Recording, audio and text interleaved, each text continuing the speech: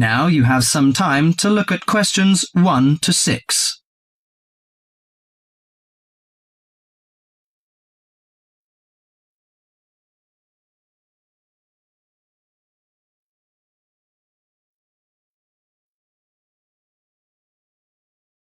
Listen to the conversation and answer questions 1 to 6. Good morning, Country Comfort Albury. Oh, hi. I'd like some information, please. I'd like to find a double room to stay for the weekend. What kind of rooms do you have? Well, we provide a variety range of accommodation depending upon your likes. The guest house room costs $45 per night. It provides air conditioning and shower, and a waterfront room costs $80 per night. It has got its own balcony overlooking the foreshore of the lake. We've got a kid. How do you charge for children? Extra bedding is available if you require that.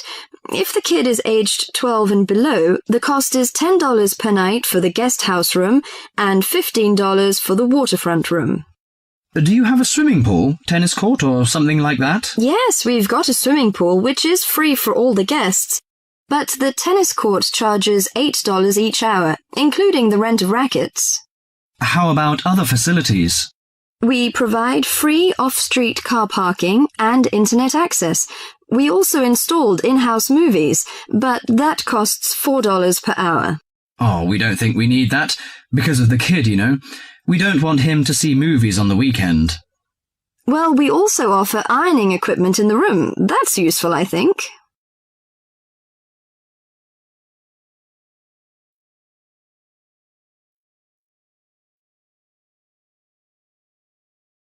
Before listening to the rest of the conversation, you have some time to go through the questions 7 to 10.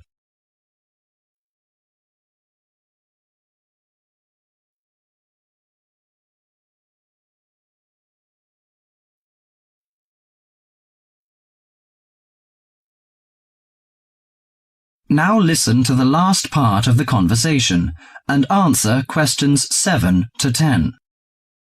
Great! Could you tell me the address? How do we get there? Yes, it's Country Comfort Albury, Albury, at 648 Dean Street, New South Wales. 648 Dean Street, Dean, is that right? Yes. Well, I wonder what activities are available there in this season. You know, we want to have an indulgent weekend in the boring winter. Oh, you'll not get bored here. You know, Albury is the perfect base for alpine skiing. Besides that, winter's frosty alpine air encourages walks through mist-laden valleys. You can walk alongside rushing streams and waterfalls. After returning to the warm and comfortable lounge, you can sit by the open fire. I think this is the ideal time of year to nourish your body at the Salus Spa. The idea of skiing doesn't appeal to me very much, but it sounds good to have a relaxing walk through the valleys. Maybe after that, I'll have a massage and some soaking in the spa. And you know, this hotel is perfectly located in a quiet position off the main highway in central Albury. It's within walking distance of licensed clubs, restaurants, shops, and the central business district. It's known for its excellent cuisine and warm Australian hospitality. Good. It's a good idea to taste the tasty dishes in one of the restaurants. My wife may be interested in shopping. She's always keen on that. I think I'll contact you later. Thank you very much. That is the end of part 1. You now have half a minute to check your answers.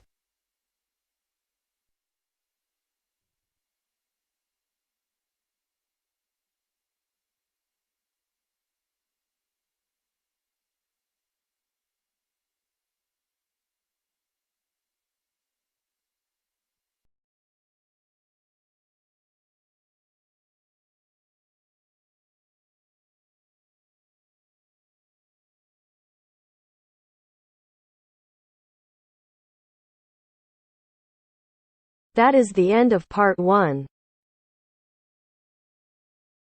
You now have half a minute to check your answers.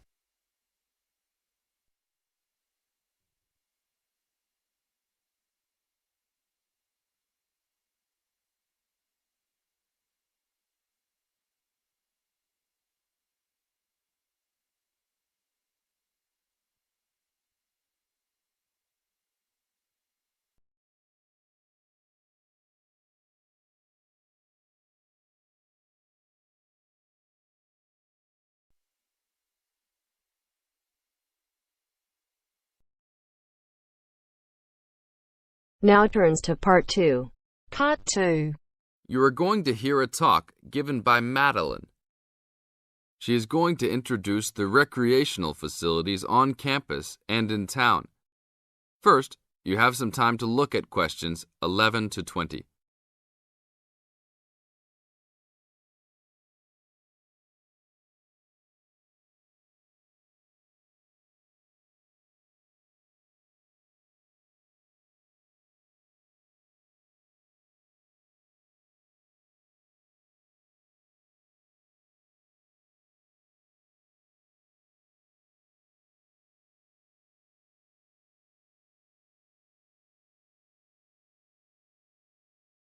As you listen to the talk, answer questions 11 to 20. Well, good morning, everybody. My name's Madeline Stewart, and I'm here to tell you about the recreational facilities available on campus, and also to tell you something about what the town has to offer.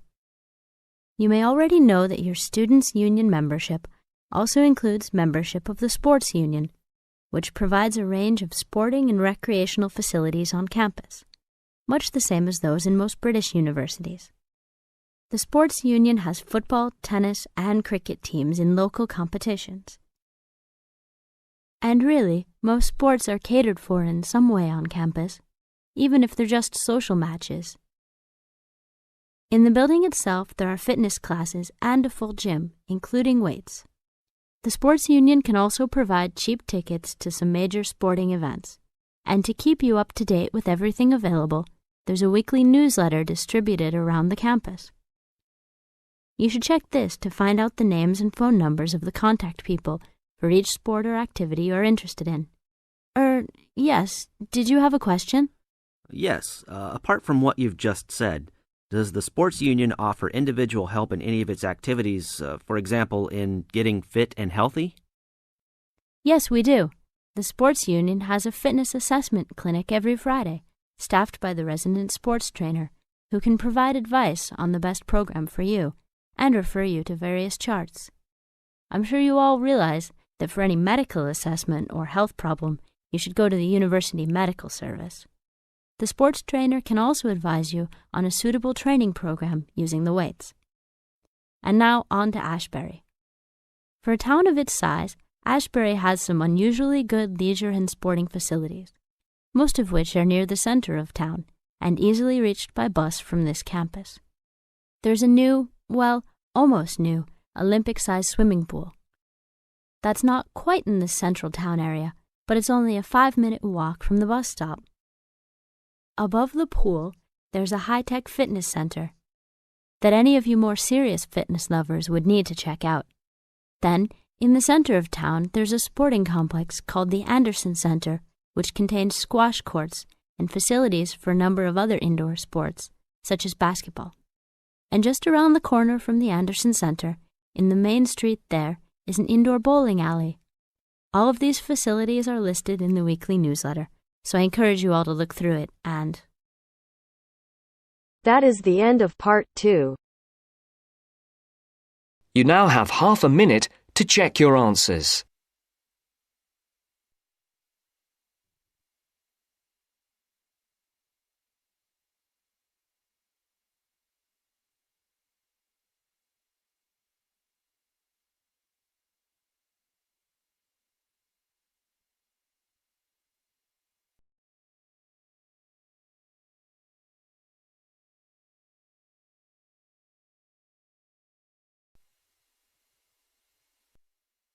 Now turns to Part 3.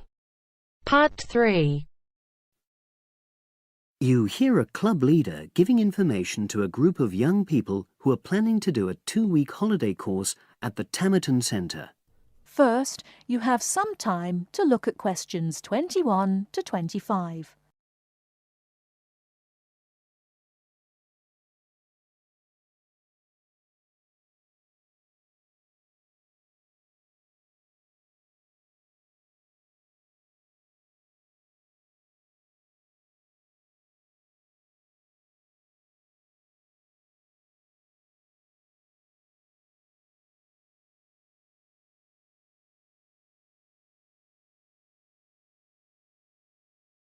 Now listen carefully and answer questions 21 to 25. Hello, everyone. I've been asked to talk to you this afternoon about next month's trip to Tamerton Study Center for the 2-week course. Now, some of the things I'm going to say you may have already heard or read about, but I think it's important to emphasize a few key points. First of all, it's worth reminding you why Tamerton was set up in the first place, in the late 1960s. That was really before all the concern with preserving the environment, which everyone talks about these days.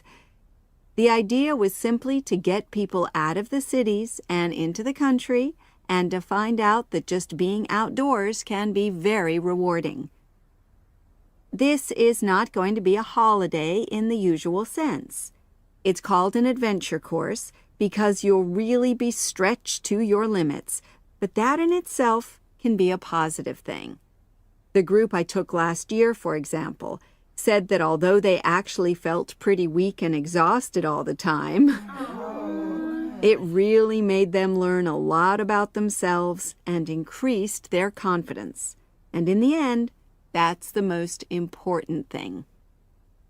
Now, all of you knew about policies at Tamerton before you signed up for it, so you know that in many ways it's quite old-fashioned. You don't have a lot of choice in what you do.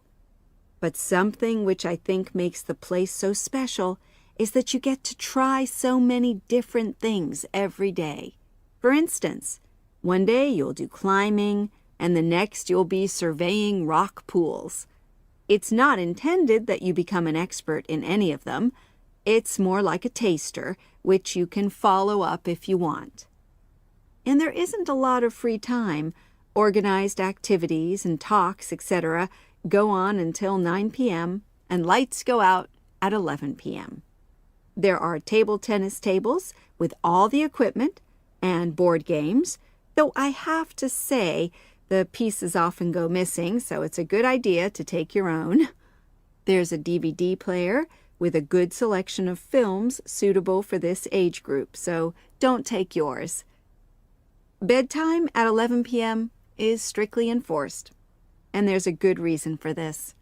You're all under 18, and we organizers need to know that all group members are accounted for in the house as we close for the night. And of course, you'll be so exhausted anyway that you'll be too sleepy to want to cause any trouble. Before you hear the rest of the talk, you have some time to look at questions 26 to 30.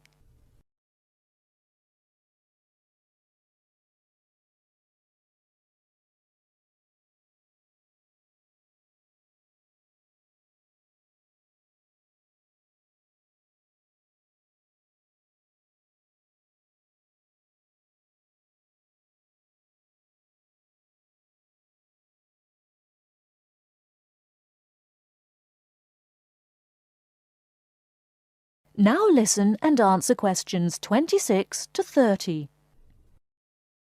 Now, what should you pack? The information sheet tells you a lot about what clothing to bring. But what about other things? Well, Tamerton House has its own small shop, but anything there is several miles away, so you won't have many opportunities for buying supplies. So in this last part of my talk, I'm going to explain what objects you should take with you to the center, what you can take if you want, and also, very importantly, what you cannot take. Several of you came up to me before this talk and asked whether you can take things like kettles or hair dryers. The answer is there are plenty of these electrical appliances available in the center, and they are of the proper voltage and are checked regularly.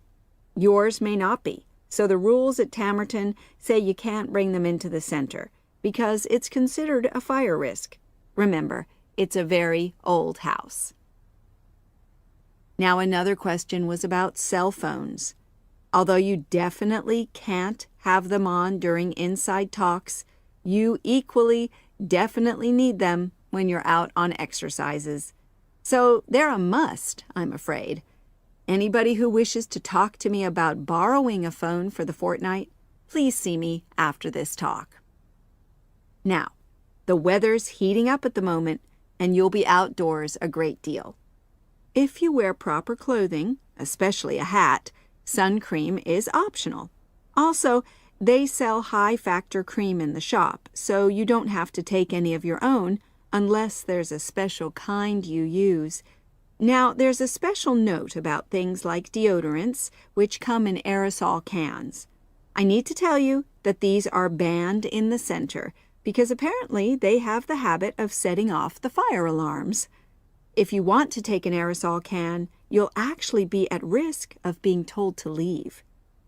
And finally, people have been asking about whether they need to take towels. Well, the center does provide 1 towel per guest, which you're required to wash yourself. If you're happy with that, then don't bring another.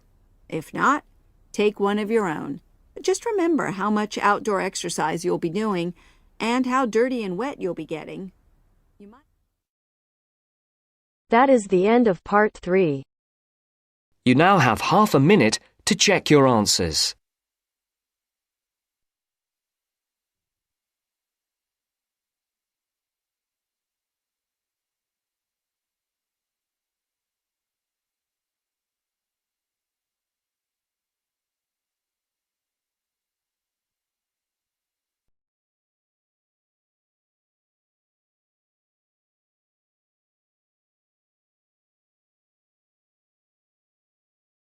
Now turns to part 4. Part 4. You'll hear a lecturer talking to students about sport in Ireland. First, you have some time to look at questions 31 to 33.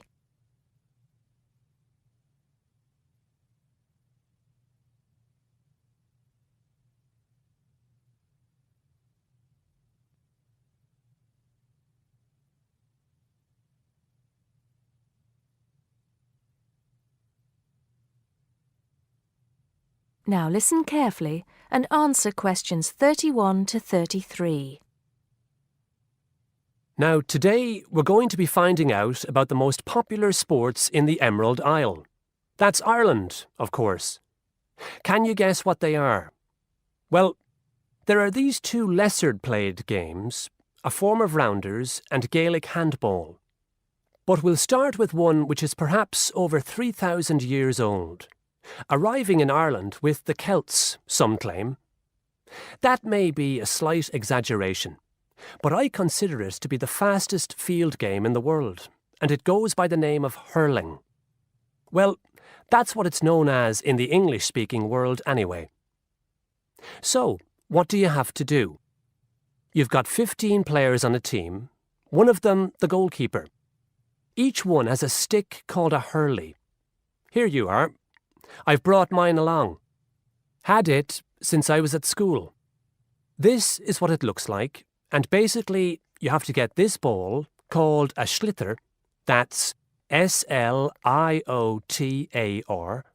so it's not spelt the way it's pronounced.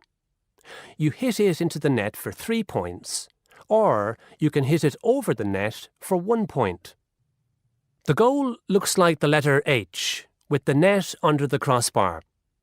The goalie has a bigger stick than the others to help keep the ball out.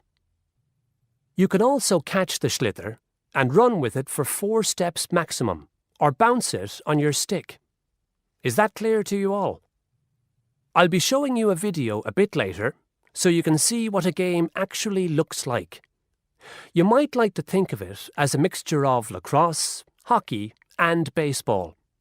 Oh, and it's played by women too, but it goes by the name of camogie in that case. Before you hear the rest of the talk, you have some time to look at questions 34 to 40.